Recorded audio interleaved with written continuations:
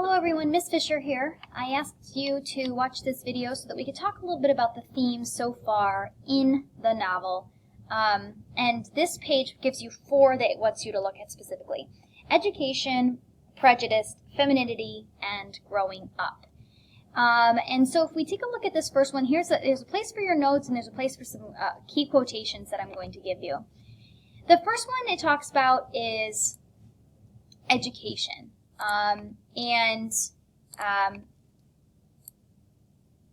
This means both in and out of school. It's not just the formal schooling that she receives, but also just what she is educated about life in general. So the first we see is how Scout learns from the people around her, and that's, for example, she learns how to read from Atticus, she learns how to write from Calpurnia, and also just the general knowledge from Jem that she learns about life. And then and kind of like laying opposite of that is how Harper Lee presents a critique of the formal schooling. For example, Atticus never went to school, and Scout sees him as one of the most intelligent people she knows. And when Scout actually goes to school, she sees Miss Caroline and her teaching methods as completely ineffective and doesn't really see any point to them. There also seems to be a connection between the level of social class and the level of education. We're talking about, for example, the Ewells, Burrhus Ewell. They never seem to become educated because they can't really seem to get themselves out of this cycle of poverty. And that's a pretty significant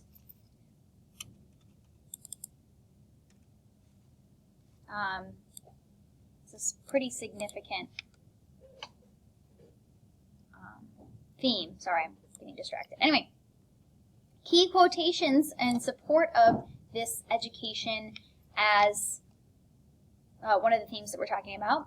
As for me, I knew nothing except what I gathered from Time magazine and reading everything I could lay my hands on at home. But as I inched sluggishly along the treadmill of the Maycomb County school system, I could not help receiving the impression that I was being cheated out of something. And again, this is this idea of learning through life and through experience versus learning through your formal schooling. And Harper Lee is definitely criticizing the idea of this formal schooling, that it's not always everything that you learn doesn't just come out of the classroom. You actually learn from life. I really like this metaphor. She talks about the treadmill of the Maycomb County school system. And I think that's a really great way to describe sometimes the formal type of schooling, particularly during that time, wasn't challenging. Everyone was supposed to come out of school the same, with the same education, and even kind of today it's that way. And it's kind of like being on a treadmill, just kind of mindlessly moving through your education. Prejudice is another theme that it wanted you to explore. For example, the children have prejudged Boo Radley. They've actually never met him and don't know anything about his real story, but they've already decided that he is malevolent or evil, even though it may not be true. Miss Maudie presents the problem of prejudiced views in her metaphor of the weeds, right? When she says one sprig of nutgrass can ruin a whole yard, she's talking about how racist or prejudiced views can be so insidious that they take root and spread across the whole of society. We talked about that a little bit in class today.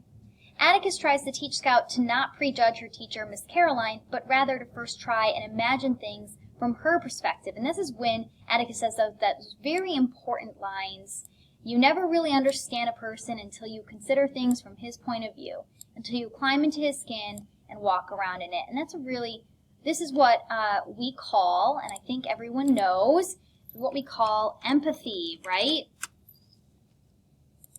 And, didn't mean to do that. Let's try this again. And that's a pretty big word. It is something that continues to show up over and over in this novel. All right. Now, the next one that it wants us to talk about is femininity. As this is a Bildungsroman, I know it's a funny word, but it means just a coming-of-age story, the story of scouts growing up. It is not surprising that it also explores what it means to be a woman, which is what femininity really means.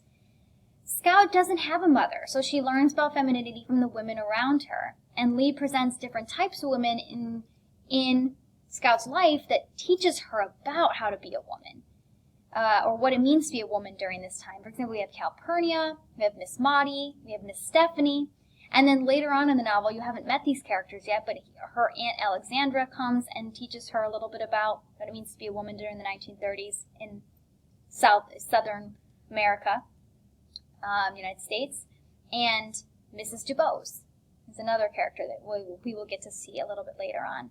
Women at that time were viewed as the property of men, and as we see even in the humorous account of Dill's so-called proposal, and Scout says it specifically. She says, he staked me out, marked me as property, said I was the only girl he would ever love, and then neglected me. Even Jem is not the is not free from maybe being a little prejudiced toward what it means to be a woman. I swear, Scout, sometimes you act so much like a girl, it's mortifying. Implying that being a girl is a bad thing, and that it is not something that Scout should want or should want to be. The last one it asks us to talk about is growing up. We see Dill, Scout, and Jem behaving as typical children, going through the maturing process and playing as children do, and they are extremely innocent and naive to the more complex issues of society. Scout is growing up and learning from the world around her, which is what we talked about a little bit earlier when we were talking about education. She doesn't always quite understand things that we as the reader understand. For example, the complexity of Boo's situation. We're a little bit older than she is. We can sit and understand and hear about Boo's story and think, I can understand why Boo might have acted like this, or why Boo doesn't want to come out into society because of the situation that he was in. Scout, in the way of a child, often says it how it is, and then is perplexed when she has been misunderstood. As with Miss Caroline, she doesn't understand why her teacher wouldn't want her to know how to read. She doesn't understand that it's Miss Caroline's pride that she's hurting when she already knows how to read. Jem and Scout's relationship shifts as he matures and leaves her behind. And this is something that we talked a little bit about as well during class when we talked about how Jem and Scout's relationship is changing. On page 15 in the little gray area, the little gray box, it says, we wrote down, "It was then, I suppose, that Jem and I first began to part company. Sometimes I did not understand him, but my periods of bewilderment were short-lived, and this was beyond me." And so that's what we were talking about a little bit earlier. Here is a quotation that Scout speaks or tells us in relation to her relationship with Miss Caroline. "If I could have explained these things to Miss Caroline, I would have saved myself some inconvenience and Miss Caroline some subsequent mortification. But it was beyond my ability to explain things as well as Atticus." And so it talks a little bit about her relationship then with Miss Caroline, and how this, does show her naivety, but also her curiosity, and how can she become, better at explaining things like Atticus. That's something that kind of comes with time and maturity. Okay, so feel free to go back at any point in this video to take notes on any of the things that we talked about. Just to kind of recap really briefly, we talked about 4 major themes that we've encountered so far in the novel. We've talked about education, prejudice, femininity, and growing up, and we have notes and key quotations to support both or all 4 of these themes that we have read so far. Thanks so much. Have a great night, guys.